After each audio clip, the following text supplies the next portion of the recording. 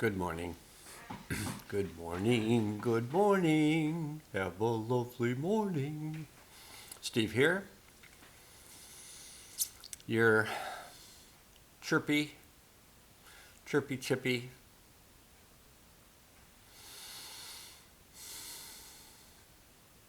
Frustrated at times, downhearted at times, fearful at times, grief-stricken at times, angry at times, happy at times, healthy at times.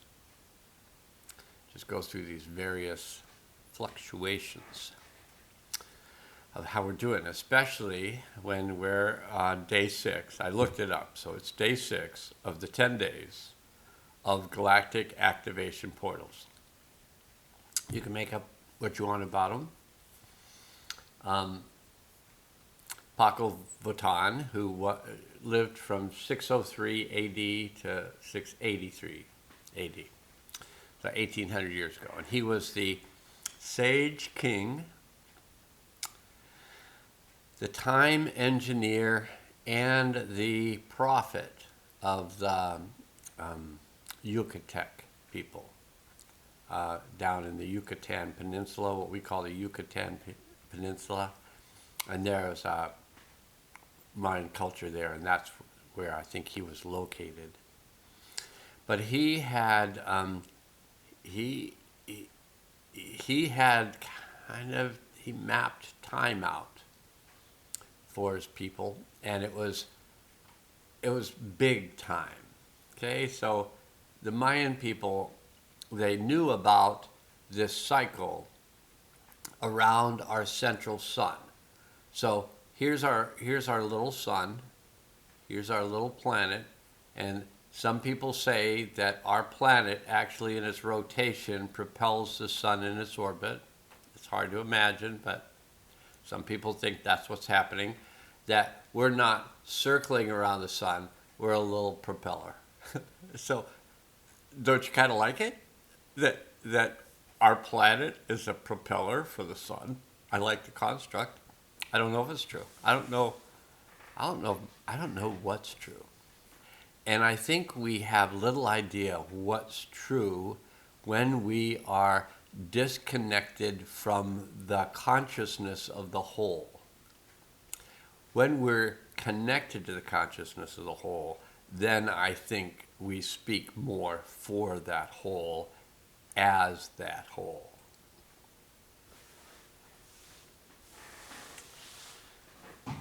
I had already started off and made this video supposedly, but I was like, I felt like I was, all of a sudden I felt like I was way over here, and I went, wait a second, let's bring it back. So I just deleted that, started over again. I've had a beautiful start to my day.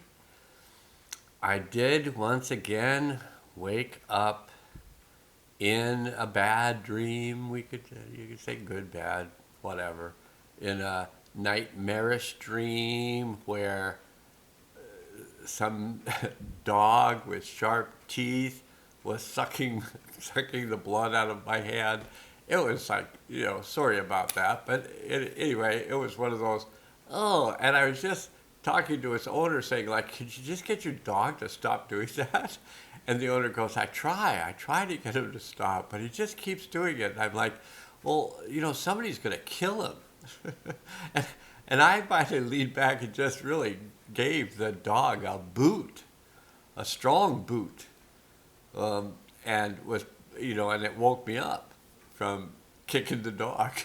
So as a former practitioner of Zen, I feel like maybe I should apologize to anybody who suffered from my dream world kicking of this dog that was sucking my blood.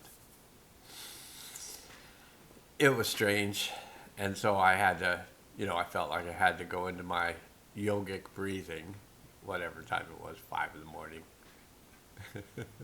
It's weird right now, for me.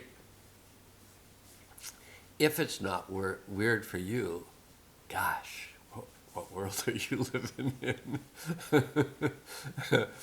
But it could be a good world. And so, I don't say that I'm proud because I'm living in a world, and if it's true, and I don't know if it's true, but if it's true, we create our own reality.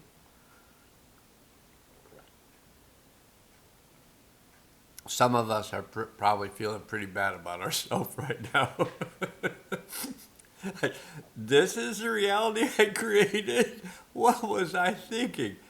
Well, I just discovered recently through a wonderful interview that Heather Elmsworth, I think that's how you say her name, Heather Elmsworth, or Elmsford. But anyway, she's lovely. She's got, I don't know, maybe I should just look it up for you. Give me a moment. I'll see if I have it right here. Yes. So Heather Ensworth. Maybe I can remember it from here on in. And then she is doing an interview with Ron LaPlace about sacred geometry, sound healing, and awakening our illuminated hearts.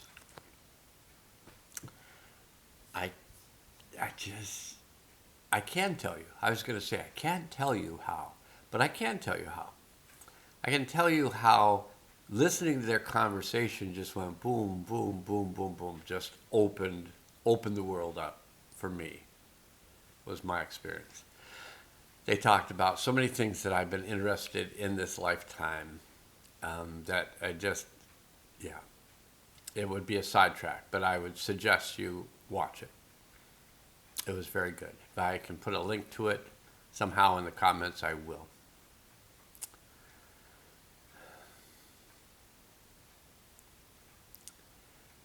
There's a quote from Gandhi relative to the death card, or it was the death card, that birth and death are not two different states, but they are different aspects of the same state.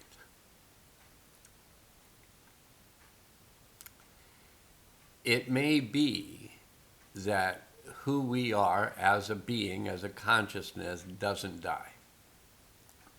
It incarnates, it comes into a body when that's what the consciousness wants to do. It incarnates into a body and it has an experience of living in this body. And then it exits. And then it's in the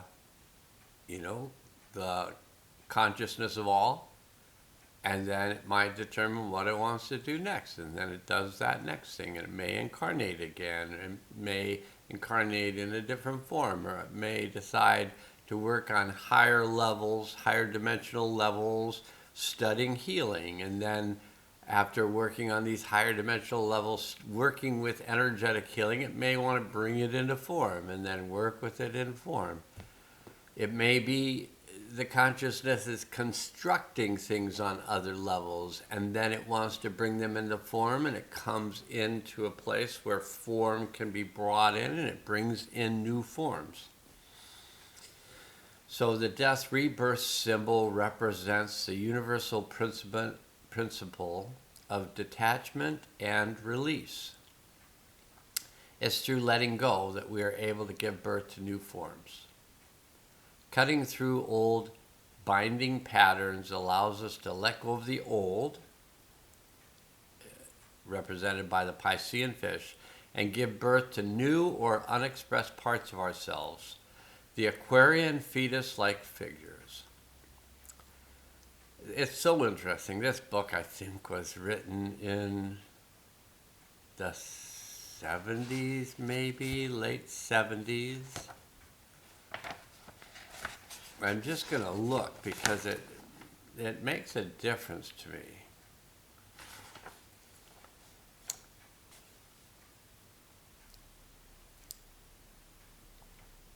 Copyright.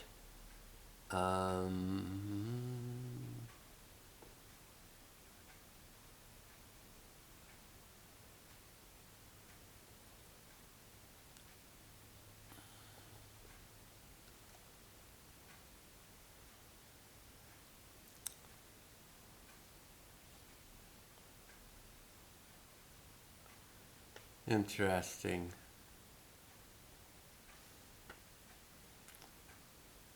The first Jeremy Tarcher Penguin edition was 1997. 1997 was the year that Abrahamanad incarnated into the planet as the soul of the earth. I'd never looked at that before. And it was originally published in Sonoma, California, where I lived on a vineyard from 1970 to 72. Just interesting.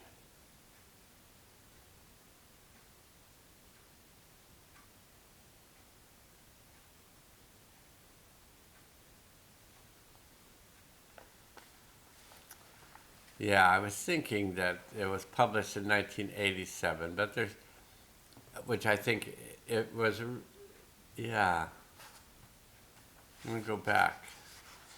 Because this doesn't have to end up being a video, this can just end up being research.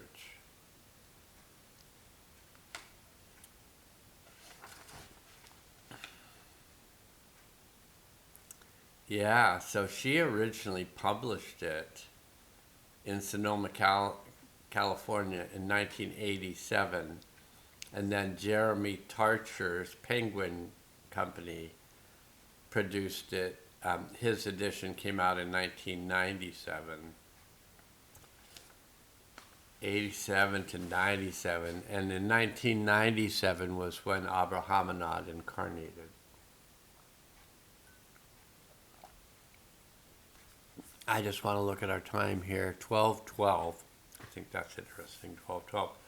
Okay, so the death rebirth card is what we're coming out of, and we're coming out of the process of going through a transformation or a death, rebirth stages. The Scorpion represents that part of ourself that's willing to protect or take care of ourselves during times of change and letting go. And then we transform into the snake, which reminds us that in order to transform, we must let go of old identities in order to be able to express new ones, like a snake shedding its skin or a snake shedding its skin. And then the phoenix, or eagle, reflects the overall vision and perspective that is needed in order to become even more of who we are. So we need to expand our perspective and connect with what we may think of as our higher self or our highest self, which is all one self. The deep self, the higher self, the highest self, the one. It's one. Just work with it. Okay, so then the second card we got was the Five of Discs. And the Five of Discs is about worry. So this is what we're in right now. This is what we're working with. Worry, physical concern, rumination, talking about things over in our head, worrying about external things involving health, finances, work, creativity, relationships. Astrologically, the aspect represented here is Mercury and Taurus, which could also reflect worry about communication, which is Mercury, and worry about how that communication is being received or coming across, which is Taurus. It could also be worry about your or our own productivity and ability to implement or apply our communication effectively. When you pull this card, it means that in the next five weeks, the next 5 months, which is almost exactly what time is left in this cleansing process, we're going to have an opportunity to release worry about health, finances, work, creativity, relationships, or worry about communication. Or you may release old worry patterns that may go back to 5 months ago, or 5 years ago, or when you were 5 years old. Worry is an interesting state of consciousness because it takes us to the future and it takes us to the past and has us totally avoiding the present. One way to collapse worry is to stay in the present and handle things as they come up and not get pulled into the what ifs of tomorrow or if onlys of yesterday. Sounds great to me. I hope you're appreciating this reading as much as I am. And if not, it's okay. You don't have to worry about it. Okay, finally, what we're moving towards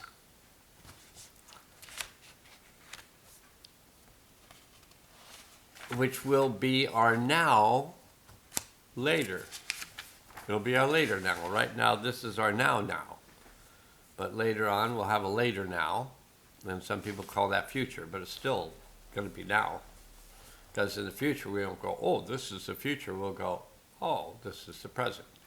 Just like now is the future of then. And now we're in the future. So we're back to the future again. Okay, so what we got is what we're moving into. So we're releasing ourselves from these old ways of being. We're just letting them go. They might be pulling on us as we let them go. We're letting go of worrying about the past and the future. That's what we're currently doing. And then what the result of this will be is peace. The Two of Swords. Two of Swords is the peace card. Two of Swords represents peace of mind. How do you come into peace of mind? It may be that you come into that place in your heart, that space in your heart that is at peace. Yeah, you might have just found it right there. So you come into that place in your heart that represents peace, you feel that peace, and then you live from that place. You may go in and out of it, but you just keep going back to that place of peace. That heart is connected to your deep self. Your deep self resides within there's different names. So your toroidal tube, your chronic tube, same thing. Your core tube, same thing. All the way up the top, all the way out the bottom. It connects you to out here, through there, where the deep self exists. And the deep self has an intimate relationship with that place of peace in the heart. And when the deep self, when you acknowledge yourself, so we say, I connect to my deep self. But at a certain point, you're going to say, well, it's my deep self.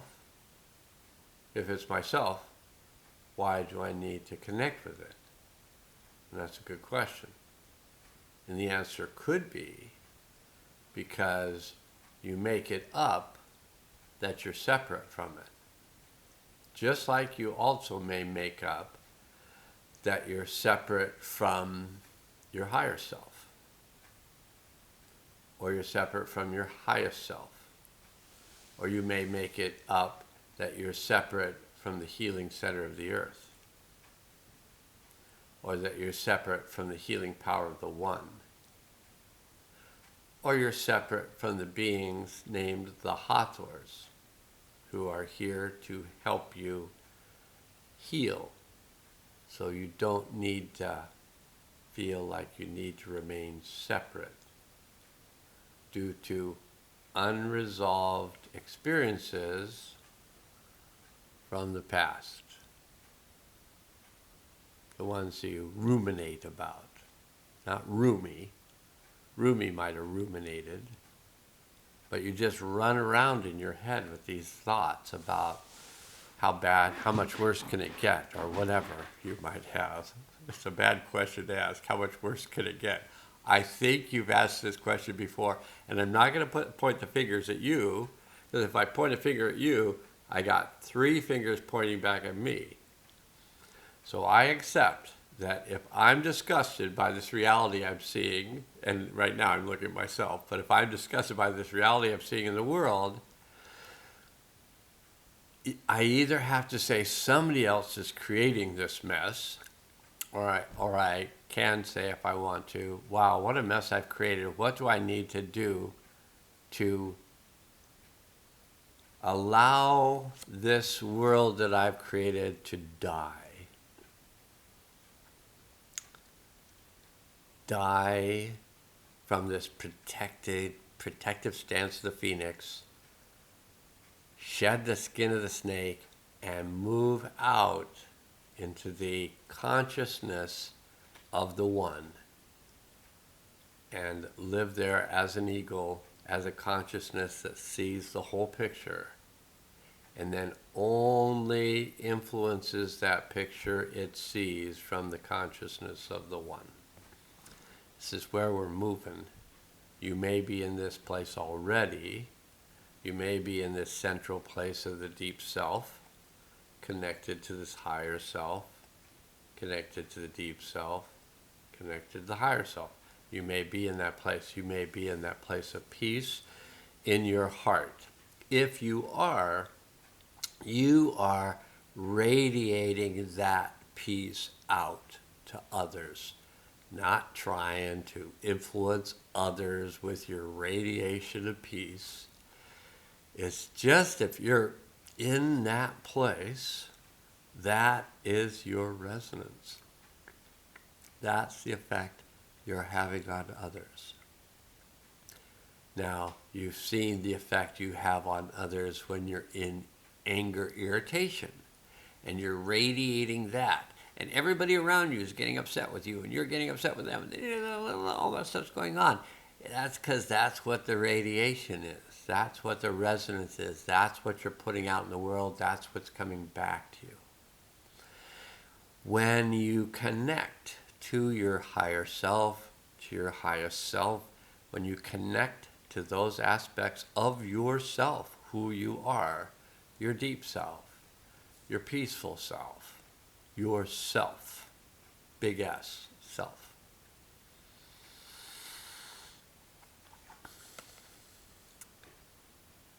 Then we get this.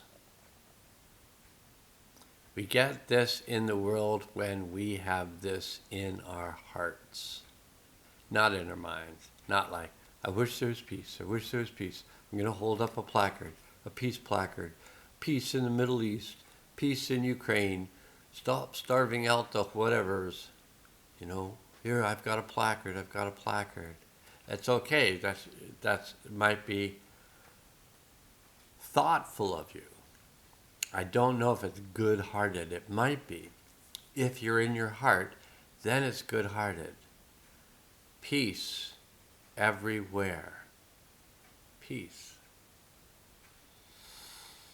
But the most important place that there's peace is in your heart, and that you are in your heart. And that seems to be enough of a message. And how long is this message? 24:28. Obviously, now let's go.